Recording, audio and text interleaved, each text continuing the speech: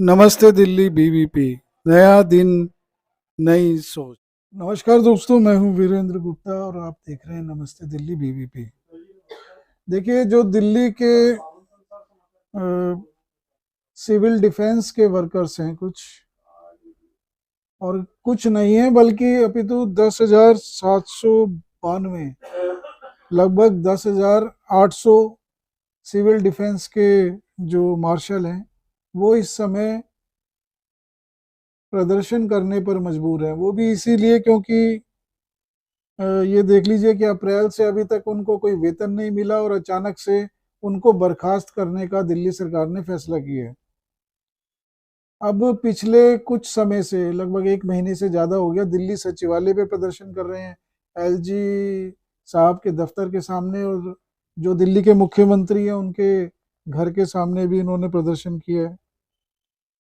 अब ये civil defence के इतनी बड़ी संख्या में जो युवा हैं वो अचानक से बेरोजगार कैसे हो गए, इसके बारे में देखिए थोड़ा सा जानना जरूरी है। जो इनको शुरुआत में देखिए, जो इसमें भर्ती हुई थी सिविल डिफेंस के लोगों की, जो होम गार्ड के तौर पर इन्हें भर्ती किया गया था दिल्ली में, और उसके बाद में इनका जो है वो स्थानांतरण कर दिया गया सिविल डिफेंस में, और इन्हें बस मार्शल के रूप में लगाया गया। अब हालांकि इनको कोई कोई परमानेंट इनका जॉब नहीं था, कोई नियम नहीं बना, कोई कानून नहीं बना, और इन्हें जैसे डेली वेजेस होते हैं उस तरह से इनको एक काम के आधार पर भत्ता दिया गया एक तरह का। अब क्योंकि कोई इसका कोई नियम नहीं था, कोई कानून नहीं था, तो इसलिए इनको कोई, इनका जो सैलरी का भी जो हिसाब था वो कोई प्रॉपर तरीके से बन नहीं पाया। लेकिन इतने परिवार जब बेरोजगार हो जाते हैं तो आप सोच सकते हैं कि कितना उस परिवार पर वज्रपात होता है। क्योंकि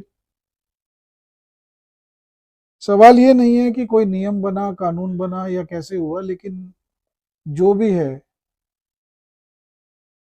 परिवार की एक देखिए जिम्मेवारी तो इनकी लोगों के ऊपर आ ही जाती है। हालांकि कोई इनको कोई बहुत मोटी सैलरी नहीं मिलती, और जो शिक्षा का जो स्तर है इसमें कोई ये नहीं है कि कोई आईएएस है या कोई आईआईटी पास है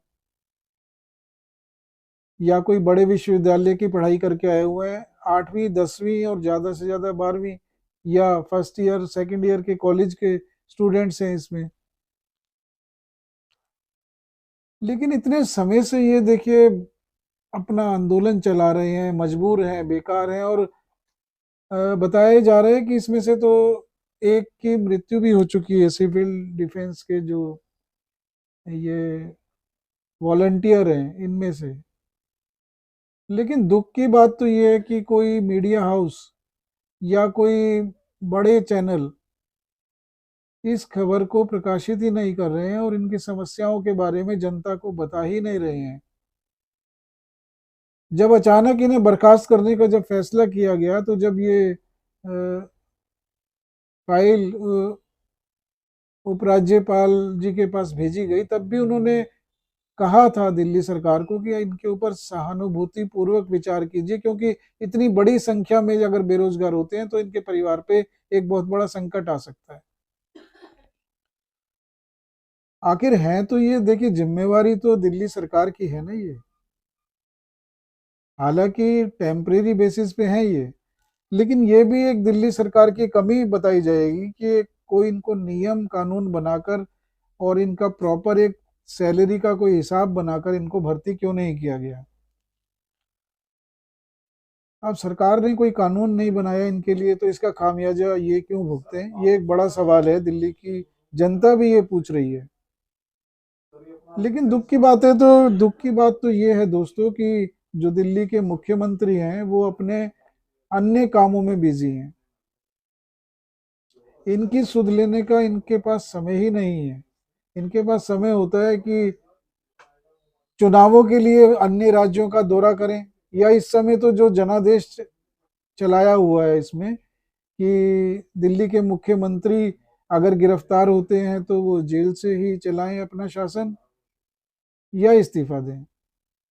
अगर इसी तरह का रेफरेंडम जो दिल्ली सचिवालय के बाहर बैठे हुए हैं इतने सारे ये जो बेरोजगार हो चुके हैं युवा, अगर इनसे भी करा लिया जाता तो ये भी बहुत अच्छा था। थोड़ा दिल्ली की जनता को भी पता चल जाता कि इनके साथ ये क्या सलूक किया जा रहा है। दोस्तों, आप जानते होंगे कि 450 के आसपास जो नियुक्तियां की गई थी दिल्ली सरकार में, जिन पर आरोप लगा था कि कथित तौर पर ये नियुक्तियां अपने रिश्तेदार, दोस्तों और जान पहचान के लोगों की गई है, और बताया गया था कि ये लोग अपने क्षेत्र में विशेषज्ञ हैं, कोई आईआईटी पास है, कोई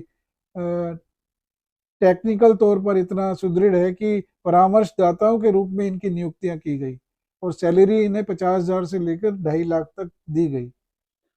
वो तो जब अनियमितताएं पाई गई तो एलजी साहब ने ये 450 नियुक्तियों को रद्द किया, और अब इसकी जांच चल रही है।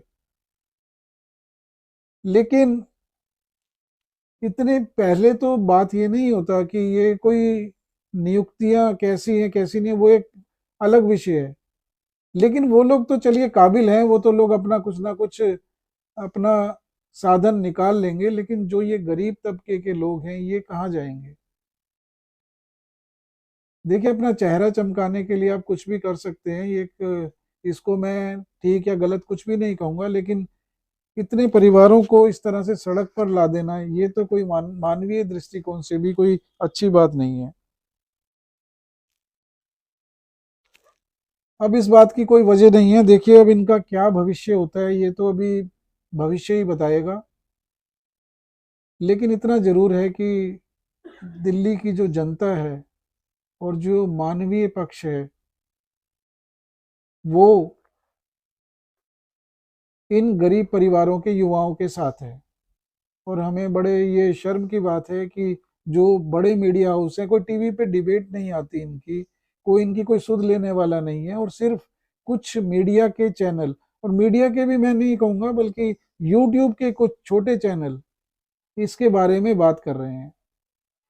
अब सोशल मीडिया में अगर चीज मुखर है तो सिर्फ इसी माध्यम के द्वारा इनकी जो कुछ खबरें हैं वो आप लोगों तक पहुंच रही हैं। तो दोस्तों, अगर आप साथ देंगे इस बात का, एक ये मुहिम का साथ देंगे, तो जो जो दिल्ली की सरकार है उन तक ये बात अवश्य पहुंचेगी। चलिए, आप बने रहिए हमारे साथ, अन्य मुद्दों पर भी आपसे बात करते रहेंगे। अगर आपको चैनल के कंटेंट पसंद आते हैं तो प्लीज़ लाइक कीजिए, शेयर कीजिए, और चैनल को अगर अभी तक सब्सक्राइब नहीं किया है तो तुरंत कर लीजिए। फिर मिलेंगे किसी नए मुद्दे पर, तब तक के लिए नमस्कार।